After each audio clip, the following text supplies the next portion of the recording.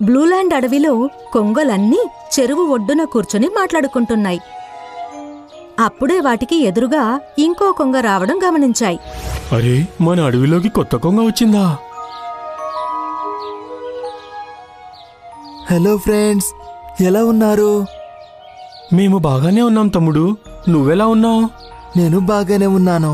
ఈ బ్లూలాండ్ అడవిలో నిన్ను మొదటిసారి చూస్తున్నాము. నువ్వు ఎక్కడి నుంచి వచ్చావు?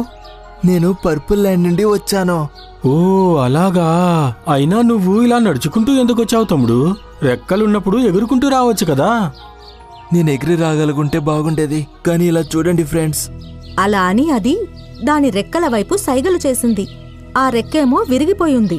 అయ్యో భగవంతుడా, నువ్వు ఒక రెక్కలేని అవిటివాడివి.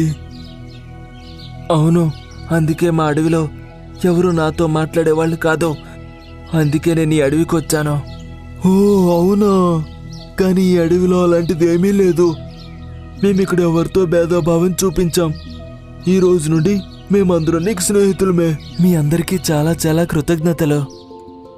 ఆ రోజు నుండి కొంగ అక్కడే ఉంటుంది. దాంతో మిగిలిన కొంగలు కూడా చాలా బాగా మాట్లాడేవి. మిగతా కొంగలు షికారుకు వెళ్ళినప్పుడు ఆ కొంగ మిగతా జంతువులతో కలిసి సమయం గడుపుతూ ఉండేది.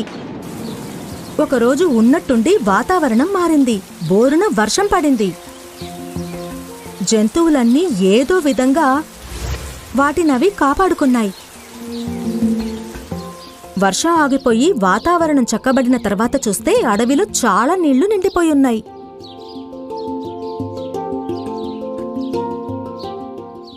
ఇక్కడ చాలా పెద్ద వర్షం పడింది. అడవి మొత్తం నీళ్లు నిండిపోయాయి. కానీ మీకు అసలు బాధగా లేదా? వర్షం నీళ్లతో నిండిపోయింది. దానికి మేమేం చేస్తాము? 2 రోజుల్లో అవే తగ్గిపోతాయిలే. కొంగ అన్ని జంతువుల దగ్గరికి వెళ్లి ఈ ప్రశ్న అడిగితే కూడా అన్నీ ఇలాగే సమాధానం ఇచ్చాయి. అడవిలో ఉన్న జంతువులన్నీ చాలా నిర్లక్ష్యంగా ఉన్నాయని దానికి అర్థమయ్యింది. మరుసటి రోజు పొద్దున్నే అది ఒక్కటే నది ఒడ్డుకి వెళ్లి ఒంటరిగా అక్కడ తవ్వడం మొదలుపెట్టింది. అది దాని ముక్కుని నేలకి వేసి కొట్టేది. అక్కడ వచ్చిన మట్టిని రెక్కల సహాయంతో పక్కకి తీసేది. ఇదే విధంగా అది స్ట్రెయిట్ లైన్లో తవ్వుతూ పోయింది. ఇలాగే అది ఎన్నో గంటలు కష్టపడి ఒక పొడవైన కాలువని తవ్వింది. ఇన్ని గంటలు కష్టపడిన తర్వాత కూడా కేవలం 4 అడుగుల కాలువను మాత్రమే తవ్వగలిగాను. బహుశా ఇంకా ఎవరైనా నాతో సాయం చేసుంటే ఈ పని ఇంకా త్వరగా పూర్తయిపోయేది. సరేలే, ఇంకా మిగతా పని రేపు మొదలు పెడతాను. అప్పుడే మోటూ రైనో చూపు దానిమీద పడింది. చూస్తుంటే ఆ కొంగకి పిచ్చి పట్టినట్టుంది. ఇప్పుడే వెళ్ళి తన గురించి అడవిలో అందరికీ చెప్తాను. అలా అని మోటూ అక్కడి నుండి వెళ్ళిపోయింది. కాసేపటికి అవిటి కొంగ కూడా చెరువు ఒడ్డుకి చేరుకుంది. వచ్చేసావా తమ్ముడు? ఇంతకీ నువ్వు ఎక్కడికి వెళ్ళావు? రోజు నువ్వు మాకు ఇక్కడే కనిపించేదానివి కదా.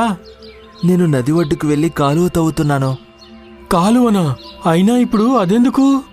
ఈసారి చాలా పెద్ద వర్షం రాబోతుంది. ఎంత పెద్ద వర్షం అంటే వరదలు కూడా రావచ్చు. అందుకే నేను ఇప్పటి నుండే కాలువ తవ్వే పని మొదలు పెట్టాను.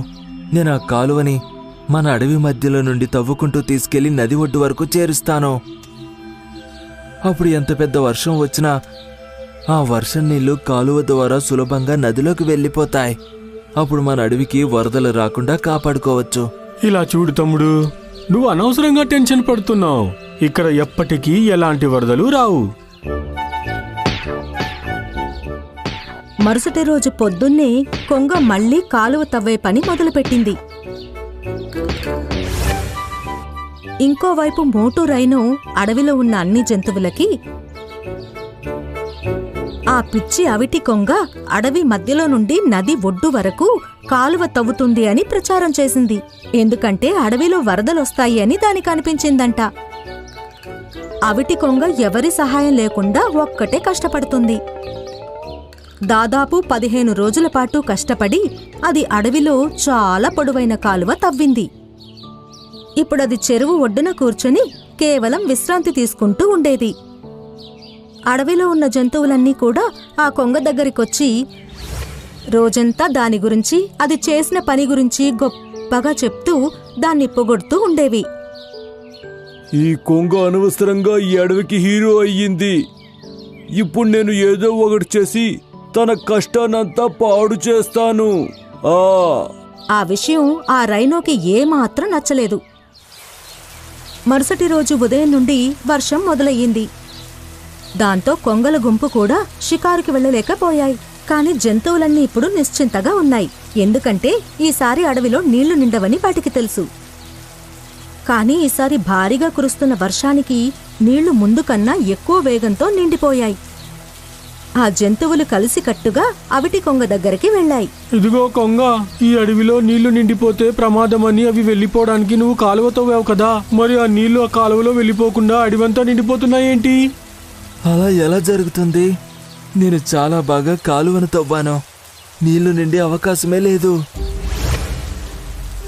అప్పుడే వర్షం ఇంకా పెరిగింది. అడవిలో వరద రావడం మొదలయ్యింది. రైనో గుహ చాలా ఎత్తులో ఉంది. కాని ఇప్పుడు దాని గుహలోకి కూడా నీళ్లు చేరుకున్నాయి. ఆ గుహ దాదాపు సగం నీళ్లల్లో మునిగిపోయింది. జంతువులన్నీ కలిసికట్టుగా అవిటి కొంగ దగ్గరికి వెళ్లి ఒక పెద్ద కొండ మీద నించున్నాయి.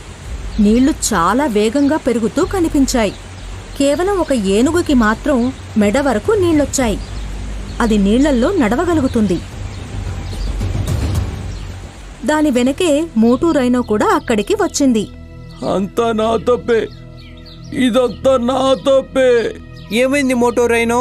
ఇందులో అసలు నీ తప్పే ఉంది? అందరూ ఈ కొంగను పొగుడుతుంటే నేను ఎంతగానో కుళ్ళుకున్నాను.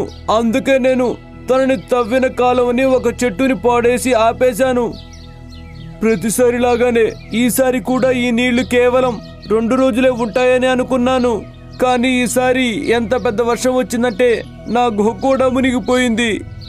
నువ్వు కుళ్ళుతో నిండి అడవి మొత్తాన్ని నాశనం చేశావు. దీనివల్ల నీకేం లాభం వచ్చిందో మాకు కాస్త చెప్తావా? దయచేసి నన్ను క్షమించు కొంగ తమ్ముడు. రాము ఏనుగు, ప్లీజ్ నాకు సహాయం చెయ్యి. ఆ చెట్టును తీసి పక్కన వేయడంలో సహాయం చెయ్యి. మిగిలిన జంతువులన్నీ ఆ కొండ మీదనే ఉండిపోయాయి. మోటూ రైనో రాము ఏనుగుతో కలిసి అక్కడి నుండి వెళ్ళిపోయింది. అవి అక్కడికి వెళ్లి ఏం చూశాయంటే, ఏ 2 చెట్ల మధ్య నుండి కాలువ వస్తుందో వాటి మధ్యలో ఒక చెట్టు పడిపోయి ఉంది. పద రాము ఏనుగు, ఈ చెట్టును తీయడానికి నాకు సహాయం చెయ్యి.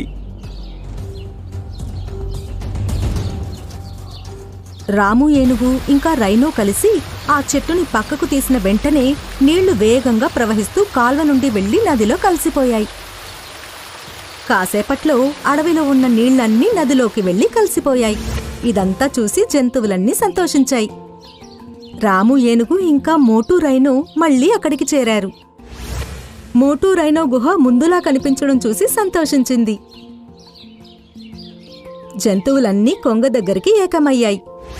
దాని ముందు చూపుని జంతువులన్నీ మెచ్చుకున్నాయి. నన్ను క్షమించు కొంగ తమ్ముడు. ఈ రోజు నుండి నేను ఎవ్వరి మీద ఈర్ష్యపడను. నువ్వు లేకపోతే ఈరోజు మన అడవి నాశనం అయిపోయి ఉండేది. ఏం పర్లేదులే రైనో అన్నా. ఆ తరువాత జంతువులన్నీ కలిసి అడవిని శుభ్రం చేయడం మొదలుపెట్టాయి. ఆ రోజు తర్వాత చాలాసార్లు వర్షం పడింది. కాని ఎప్పుడూ అడవిలో నీళ్లు నిండలేదు. అలాగే అవిటి కొంగ అడవిలో అందరికీ చాలా ఇష్టమైపోయింది.